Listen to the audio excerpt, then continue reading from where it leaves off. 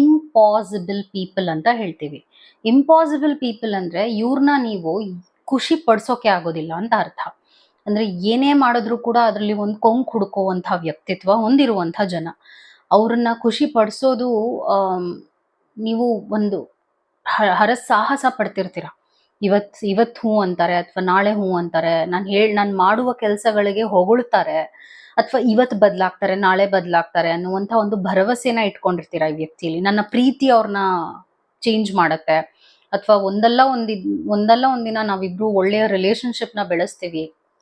ಈ ತರ ಆಸೆ ಕನಸುಗಳನ್ನ ಇಟ್ಕೊಂಡಿರ್ತೀರ. ಅವ್ರನ್ನ ಇಂಪ್ರೆಸ್ ಮಾಡೋದೇ ನಿಮ್ಗೆ ಒಂದು ಧ್ಯೇಯ ಆಗ್ಬಿಟ್ಟಿರುತ್ತೆ. ಒಂದು ಗೋಲ್ ಸೆಟ್ ಮಾಡ್ಕೊಂಡಿರ್ತೀರ. ಅವರು ನನ್ನನ್ನ ಇಷ್ಟಪಡ್ಬೇಕು, ಯಾವುದೇ ಕಾರಣಕ್ಕೂ ಅವ್ರನ್ನ ನಾನು ಪಡಿಲೇಬೇಕು ಅನ್ನುವಂತ ಒಂದು ಹಠ ನಿಮ್ಗೂ ಬರುತ್ತೆ.